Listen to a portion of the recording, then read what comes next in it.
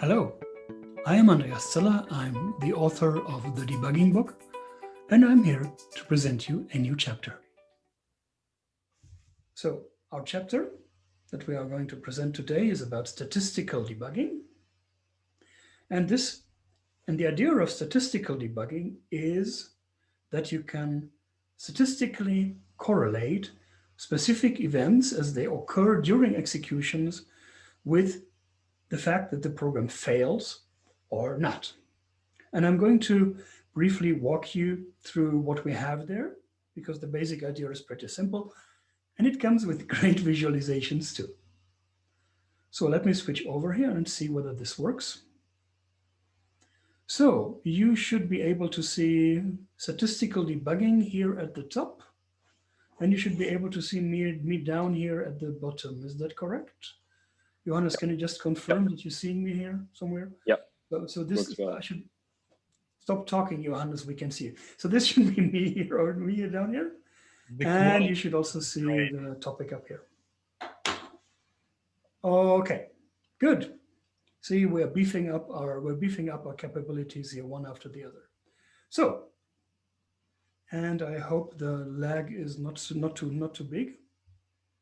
Konstantin, any comments on how well this works? Well, the overall quality is not that great, especially for the code. Okay, let me increase the code size here. Is that better now? Yeah, it's more readable. More readable, okay. I can make this even bigger, so how about this? Oops. Well, this might be a bit too big, I guess. So let's stick with this one. Okay, does it work? Yeah, should be. Okay. Fine. Okay, let's see how this is going to work. Okay, so the idea of statistical debugging, I'm skipping here through the synopsis and other stuff, is as follows. You go and you collect the information. You collect events that occur during executions. And these events that you collect typically are very simple events, such as a particular line being executed in your code. And this is precisely what we do in here. So we have a collecting function, which is initially nothing. It's abstract, and then we build an extended collector, the coverage collector, which is super simple. What it does is it maintains a set, and you can see the set here. This is the set of coverage. This is the set of covered lines. And every time we execute a line, we do this again using our tracer mechanism. We simply add the line to the coverage that we've seen. This again is one of the simplest ways ever to collect coverage in a program. If you want to collect something like line coverage in a language like C or C++, whatever, you have to extend the compiler accordingly such that all this information is actually, all the code is actually appropriately instrumented. Then you have to make sure that this information is also written out during program execution, and that it can, and you need special tools to actually convert them back into individual lines. So all these things are very complicated in most other languages. However, they are pretty simple actually, pretty simple in Python, and pretty simple actually is a vast understatement here, because, well, we're only talking about 2 lines of code. One, to initialize the set of lines that was covered, and the second one that simply adds the current line number to this set. What do we do with such a coverage collector? Yeah, it's very simple. We invoke a function. There's actually some magic in there, which is nice. The coverage collector has some magic built in there, such that it also records the in the same style as our debugger class. It also records all the function calls that occur in this with block, in the body of this with block. So we can do with coverage collector SC, and then we invoke a function. And after that, we can invoke this extra function events, which gives us a set of events, in this case, line numbers that occurred during program execution. And here we can now see, well, these are the lines that were executed in the code with this input, which is 1, 2, 3, 4, 6, 7, 9, 11, 13, 14, and 16. Boom.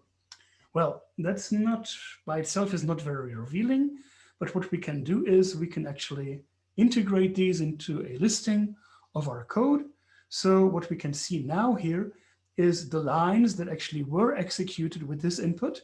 And here we can see that, well, the initialization at the very beginning, this here, all was executed, so far so good. But what we see, what we also see is that particular lines were not executed. For instance, tag equals true, or tag equals false, or quote equals not quote. These were never executed, well, simply because our input, which was, if I recall it right, ABC up here. This is because our input ABC actually did not contain any special characters such as tag beginning, tag end, or quotes. So this is how you can get coverage very simply in a Python program. This, of course, would be cool for now for a testing course, because the aim in program testing would be to increase coverage to a maximum, and you would now like to invent special techniques that allow you to measure this coverage and to increase the coverage. But for our purposes, we're doing something rather simple.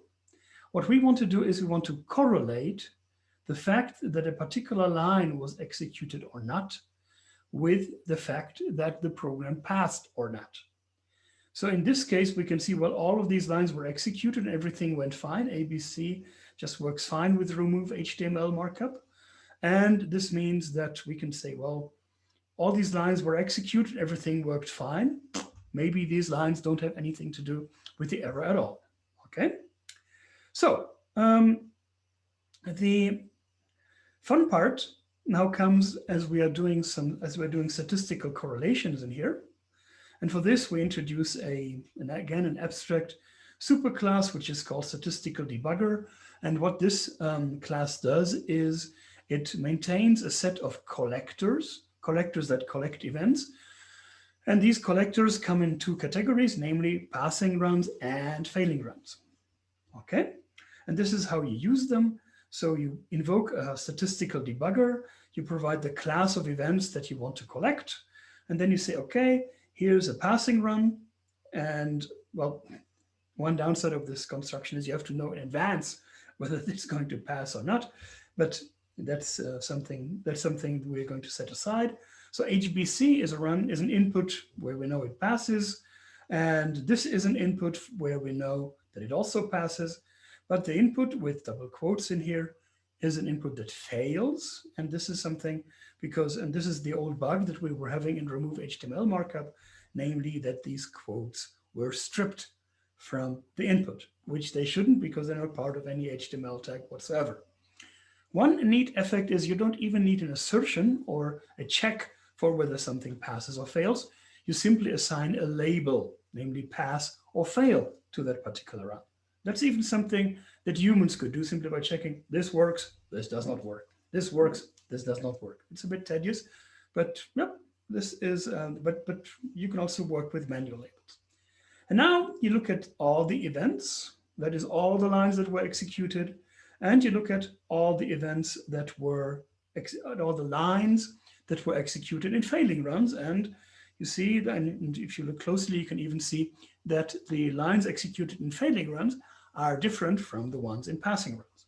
Okay, so this is something we can, this is a bit of a long time. This is something we can actually visualize in a table, and we provide a method.event table in order to look into that. So this is our function remove HTML markup, and we have three different inputs. We have ABC, we have ABC with some HTML tags around them, and we do have ABC with quotes. This is the one that fails. So these two ones pass, and the last one fails. Now you look at this event table. You look at it closely. And then you're going to find, oops, there is a line which is only executed in the failing run. Or, well, actually, this is a line for which we can say that whenever it is executed, at least in our trial run, the program fails. Well. Could this possibly be a candidate for the failure? And well, let's go a bit backwards here and let's try to find out what this line 12 actually is. So what is line 12? Here we go. Aha. Line 12 happens to be this quote, not quote thingy in here. Could it be that our error has something to do with quotes? Could it be that the error is either in here or is it up here? Maybe in the governing condition? Coincidence? I think not. So that gives us some hint already on what's going on in here. But then again, looking at such event tables, tables like these, is still not yet very helpful. In particular, if you imagine that you may be looking at dozens and dozens of runs, and then it actually may become more and more difficult to figure out when and why a program fails. So we extend the statistical debugger to have, in particular, a difference between failing runs and passing runs. And this then allows us to visualize those lines that occur only in failing runs, namely this one. Yeah, it's quote, not quote. It's quite quote. No, it's quite quote, not quote is quite or not quite associated with failure. Pardon the pun. So, and the neat thing comes when you start visualizing those differences. And this goes back to a work by a guy named James Jones, Mary Jean Harold, and the third one was Stasko. Stasko came from visualization, Mary Jean Harold came from testing and debugging, and Jim Jones came from nowhere. He was the PhD student of Mary Jean Harold, and those three had a really cool idea, namely to visualize such differences such that it would be easy for programmers to spot them immediately. The first idea they came up with was very simple. They had the idea of simply going, we're going to take the code and we're going to visualize individual lines. We're going to visualize lines with a red background if they were executed only in failing runs. We're giving them a green background if they're executed in passing runs only. And we're going to give them yellow code if they were executed in both passing and failing runs. And this is what they did then. Well, I'm going to assign a particular value of so-called suspiciousness to those lines, either 1 or 0.5 or 0.0, on whether these events happen in passing and failing runs. Beautiful Python. If event in passing and event in failing, then return 0.5. This is more readable than any comment I could actually write. Okay, and here we have three colors, which I happily defined as honeydew, light yellow, and misty rose. If you don't like those colors, feel free to come up with your own. It's pretty obvious on where to change them. And then I'm writing a function, I've implemented a function, which actually takes a listing and puts up these colors in the background using some HTML for that. And without further ado, we can directly go into our visualization. And this is what our code with discrete visualization looks like. You see, those lines that are executed both in passing and failing runs now have a bright yellow background. Those that are executed only in the passing runs have a light green background, and the one which more and more stands out as the culprit, get that line, whatever is happening in here actually comes with a, misty rose, which is red, a red background in here. Okay, good. So far so good. We have a culprit here, everything is fine. Problem, however, is that simply because it's not always easy to absolutely associate the execution of a single line with a with a failure. It can be that particular pieces of code frequently fail, but not always fail. Okay, so the next thing that Jones and Stesko and Harold came up with was the idea of actually coming up with not only coming up with a different kind of spectrum, namely a continuous spectrum. And a continuous spectrum would then go and assign different color hues to the code. Namely, you would have a continuous spectrum of green to red. In the middle, you'd have yellow. And the more greener a line, the more frequently it would occur only in passing runs. And the redder a line, the more frequently it would occur only in failing runs. And this is something we can very easily implement. And this is the effect that we wanted to show. If there is a line that actually executes a failing run, and here comes the beautiful implementation of both brightness and hue. They also have a strength, the brightness of the color defined in order to show what the statistical support for the visualization is. And oops, it doesn't show. Why doesn't it show? 1 second. Why is it that every time we want to show something that doesn't work? Okay, let me see. Okay.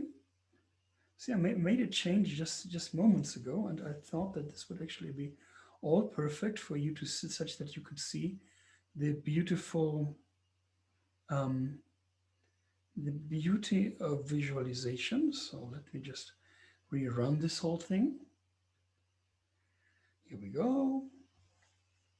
And after a few seconds, we should be able to see, thank you so much. You should be able to see the beautiful color. So this now comes as a spectrum of continuous colors. And now you see that there's green lines and red lines. Yes, and the green lines are strong. They're very green because, well, these only occur in the failing runs. And the red line is very strongly red because it only occurs in the failing run. And even if we now have failing runs, even if we now have runs that execute that culprit line, yet still pass for whatever reasons, then you will find that there is still a highlighting here. You can still get pointed to this line 12 in here because it still has a more reddish hue than the other ones. You do not see the green due to the green screen. That's too bad. 1 second, let me just fix that. That's an interesting fun part here. Okay, why can't I see? Why can I see things? That's really fun. In my monitor, now I see what's going on. Okay, thank you so much. So let me just put those lines in which you see the virtual background. These are the lines. So these are the lines with the green screen. Wonderful. So are we better now? Green color. Here we go, green screen. I actually do have a green screen, but that's eliminated at some other point. Okay, so fine now. Thank you so much. Technical difficulties. As I said, it used to be the case that you would have trouble connecting your projector and then dealing with whatever resolution and lighting and whatnot. And today, all of this is replaced now by fancy Zoom connections. Can you hear me? Can I hear you? Can you see me? Oh yes, thank you so much. Okay, good. Let's get back here. Now in full green, you can wonderfully see the lines that are being executed in failing runs, in passing runs only. And the orange lines are those that are executed both in passing and failing runs, with different shades of orange, by the way. And the yellow ones are lines that are executed, well, in both passing and failing runs equivalently. Okay, here's another program. This is the middle program. This is actually the standard example for this kind of thing because it was invented by Jim Jones and Mary Harold and John Stasko to actually show off how their program would work. So this is a program which is supposed to take, well, which takes three numbers, and it's supposed to return the middle one. The middle one is the one that is neither the minimum nor the maximum of these three numbers.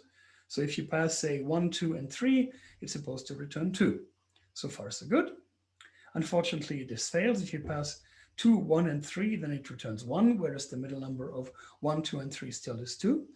And if we feed a couple of test cases in that, and with these test cases, 3, 3, 5, 1, 2, 3, so these 5 here are all passing, whereas this one is our failing one.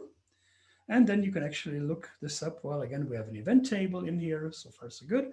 And here comes the visualization with Spectrum. And this is, well, obviously, this is the key example here. Everything works beautifully in here. You see there's different shades of yellow and of yellow and red and green. And you do have this line, return Y, which is very nicely highlighted. And this is actually a line which is wrong in here because Y is, well, this, whenever this line gets executed, the program returns a failure. And this is a line that actually has to be fixed. And, well, figure it out for yourself how it has to be fixed. But it's actually not too complicated looking at that. For simple symmetry reasons already, you can find out which possible return value this should be. So, so here's actually a fix. I'm just going to go over that. So this visualization works neatly. The problem, however, is that if you do have a program that consists of thousands of lines of code, you may well end up with hundreds of lines that actually are tainted red. And then, well, that's still neat because it allows you to focus on 10% of your code. But focusing on 10% of your code may not be the optimal way of working because, well, you already may have an idea of where the bug is and maybe this is already 10%. And then simply seeing that these 10% also come in red may not be the optimal solution. What people want, what users want, is a tool that directly pinpoints the line that is to be fixed. Give me the one single line that we want to fix. And so researchers have worked on taking these metrics and create rankings out of them. So why not rank all the lines in my code by suspiciousness? That is, first look at line 6, then look at line 5, then look at line 3, then look at line 4, I guess, then 9, then 10, then 2, then 8, then 12. So simply ranking lines according to their suspiciousness from red to green. Okay, so, and this is what people have done too. And you can then go and create such a ranking. This means simply to sort this list by suspiciousness. And here you will find that line 12 obviously comes at the very beginning because this is the reddest line in our code. And this same thing, of course, also works with the middle code. So 6 comes first, then comes 5, then 3, then 1, then 2. 1 and 2 actually identical, then 4, 8, 9, 10, and 12. Okay, so that's another idea on how this works.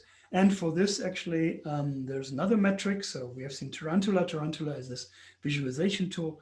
Later, people have come up with better metrics. This is the so-called OKI metric, which actually comes from the biology domain, where a Japanese researcher has used this metric to associate the prevalences of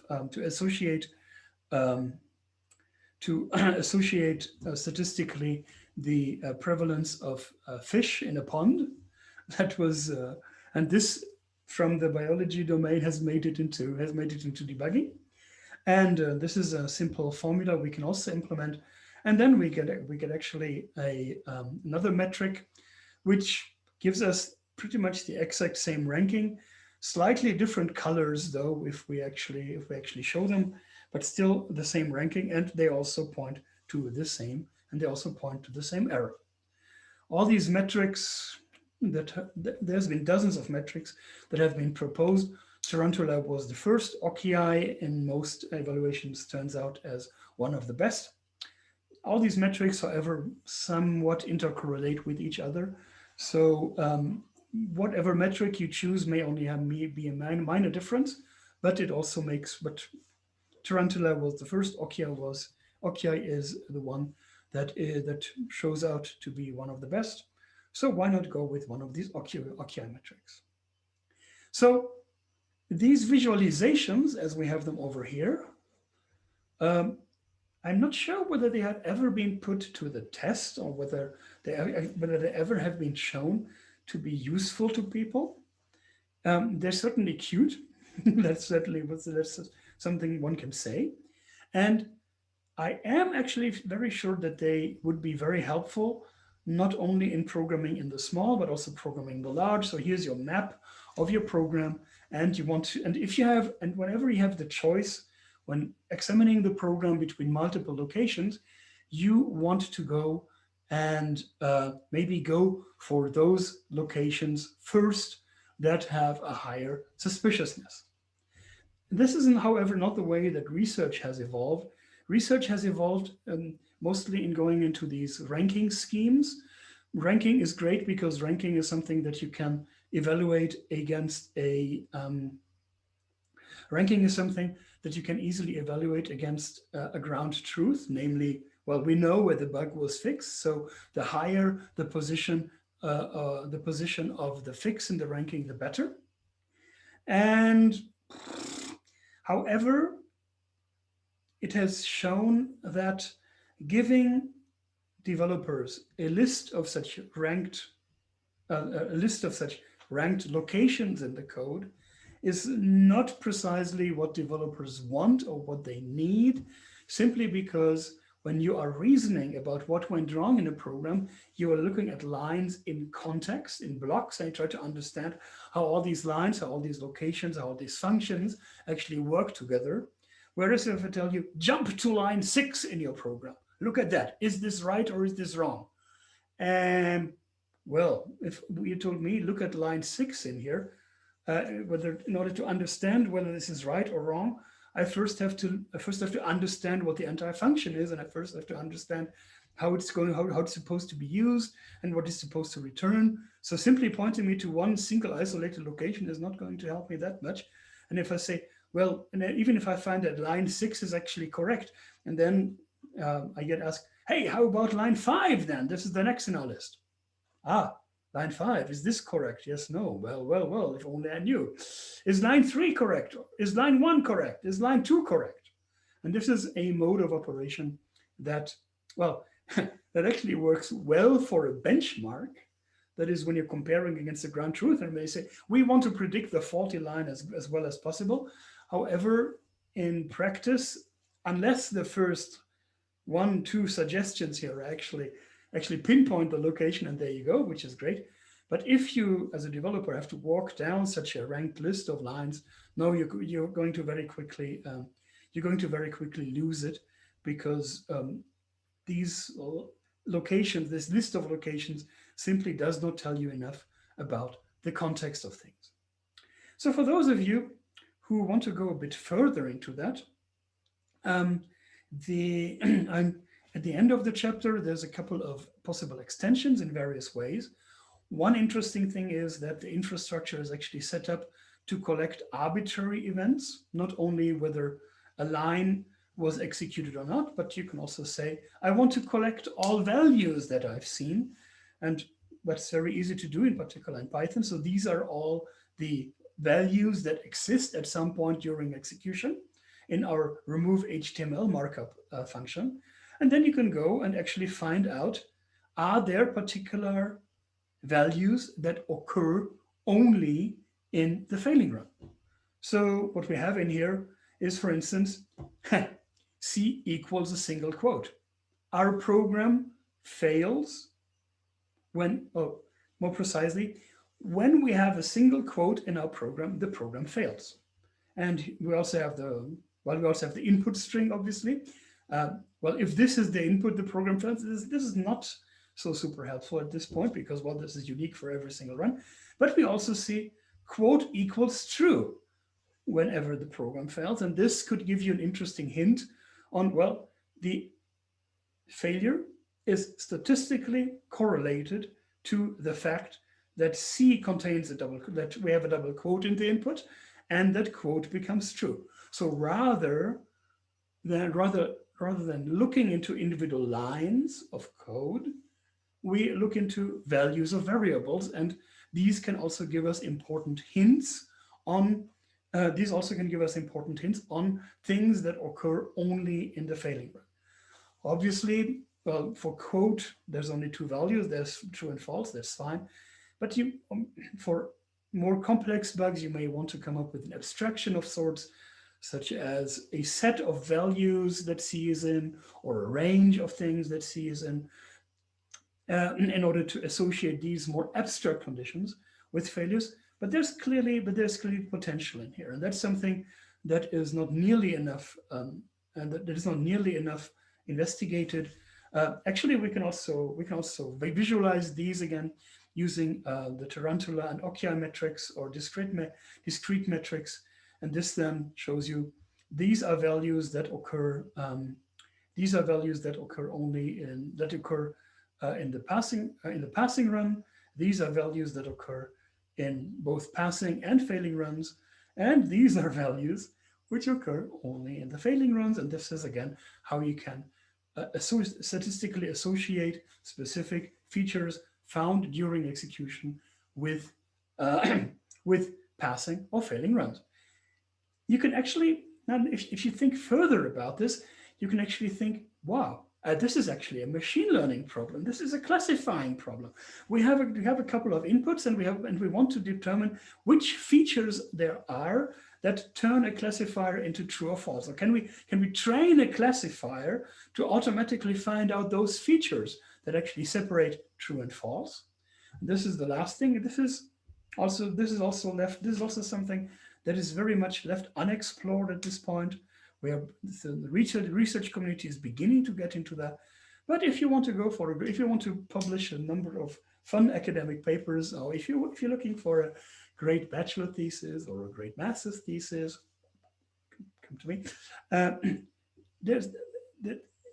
What we do here in the last lines here is I pull in a simple machine learner. This is a decision tree learner, and most of the code that we're setting up here is simply to arrange the problem in a way that it can be fed into a learner. And this learner in the end produces a decision tree.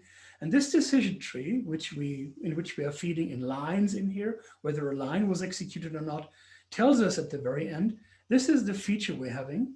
So we're seeing this 12 in here. This is the line number. And whenever this line number was not executed, that is, its value is negative, then the outcome is pass, meaning that the program will not fail. If, however, line 12 is